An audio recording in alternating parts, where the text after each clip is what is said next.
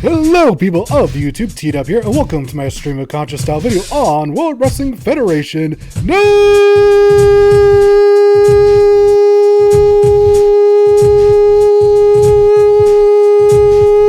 Mercy!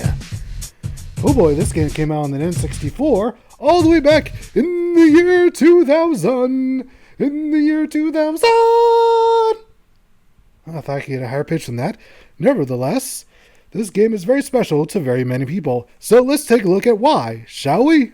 Starting off with the gameplay, it's the Aki style that we've all come to know, love, and most importantly, respect.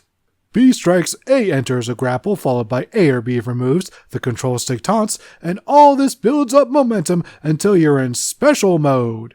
Here you're practically invincible, and more importantly, it allows you to hit special moves via entering a strong grapple by holding A and tilting the control stick for maximum damage. There are other controls as well, such as using C left to take weapons from the audience and holding R while recovering to use a recovery attack, etc, etc. Overall, the gameplay is solid and holds up relatively well, all things considered. The match types are the most varied in any Aki title. There are two big additions, with the first being guest referee. Here you take on the role of the match official, and it's up to you whether the match is on the level or to go into business for yourself. And unlike later games, there's no meter preventing you from interfering infinitely, so go hog wild, why don't you? Or road wild, maybe? Whatever. The second addition is the ladder match. The match is a bit wonky in its initial outing, mainly in terms of trying to properly place the ladder under the belt / briefcase. Thankfully, this match type would get better in later games. On a side note, this is the first Aki game, or perhaps even the first game ever, to actually introduce disqualifications. Kind of odd that it took 6 games on the N64 for Aki to do this, but better late than never, as they say. The roster is mostly an all-star affair, with legends like Shawn Michaels, The Rock, Triple Paul, Chris Jericho, Too Cool, The Hardy Boys, Edge and Christian, and even some wannabe tough guys like Al Snow and JBL. The venues are spectacular, as No Mercy brings us the most in any Aki game. However, Mayhem may technically have more, but these are better designed in my opinion. Staying on that topic, the backstage area. Unlike Mayhem, there is a set design to it, with the most well-remembered area being the bar, mainly because who has ever heard of a bar being put into a backstage area? I don't know, maybe that's just me. The create a pay-per-view mode is back, and well, the presentation could use some work, as this is all we get. What a downgrade. Speaking of presentation, the entrances also took a hit, as instead of full stage and ring motions, all we get is the former. This can lead to some wrestlers' entrances feeling lacking, especially The Rock's. Poor Dwayne. One area where the presentation shines is the intro. Aki games have always been known for the creative openings, and WWF No Mercy is no different. Much like the games that came before, No Mercy uses in-game models in real time, which makes everyone's intros feel unique. It makes No Mercy feel even more like your game, and that's something I wish would be brought back. Next, let's take a trip over to the SmackDown Mall. It's here where we can unlock stuffs like clothing options, moves, arenas, and wrestlers. As you can see, the selection is quite expansive, and it will take a long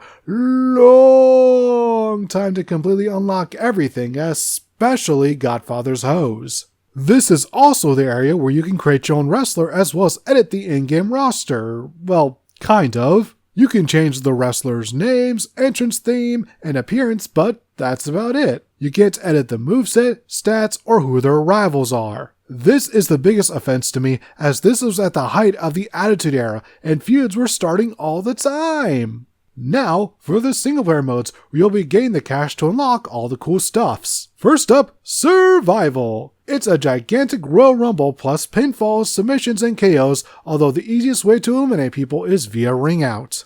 I'll be honest, to this day I have never been able to win this match, and as you can see, all it takes is for the CPU to take advantage for just a quick moment, and boom, you're gone. To anyone who has actually won this match type, my hat is off to you. Now for our main event, Championship. Select a bout and go for it. For this run though, we'll be defending the light heavyweight title as, who better, Triple H, aka the greatest light heavyweight of all time. I gotta be honest, this is one path where I felt like the developers put in the least amount of effort into. There wasn't so much an overarching story like you'd expect in this mode, but instead just Triple H going, I'll fight anyone, and someone answering the challenge. Thankfully, there are different stipulations to change things up, like hardcore match and a ladder match. Unfortunately, our final encounter is a handicap match, and let me tell you, this was a pain in the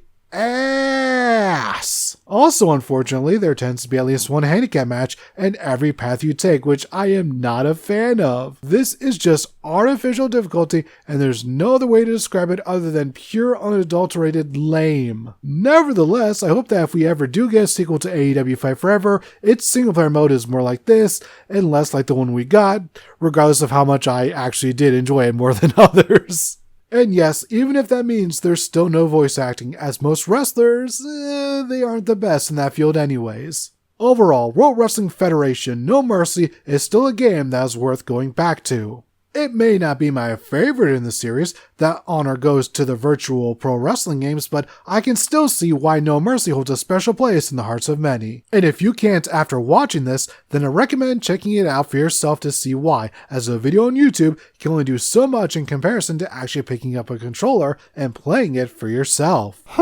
Kind of strange I did not talk about No Mercy's soundtrack, because for an Aki game, it's quite unique. At least the menu soundtrack is, the main menu, SmackDown Mall, all that stuff. But when it comes to the in-game soundtrack during the matches, it's fairly standard for an Aki game, which isn't a bad thing. It's just, not as unique as everything else. Anyways, that is No Mercy, done, dusted. Now we're going to put this into the past. As for the future, I know I've technically already looked at this game, but there's a certain section that I believe deserves a deep dive. We'll be taking a look at it next time. I was going to say in the future, but no, very, very soon, actually. So, hope you all will join me for that. Hope you all have a fantastic, no wait, even better, a perfect rest of your day.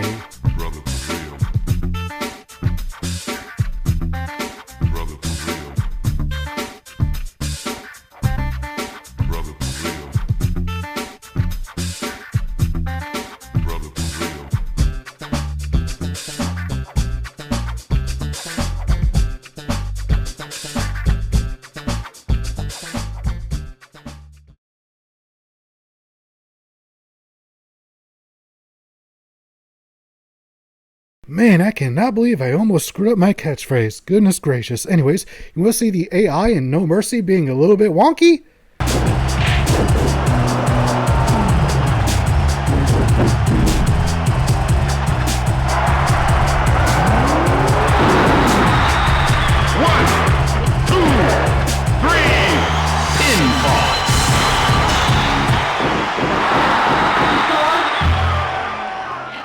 Oh, WWF No Mercy, what are you like?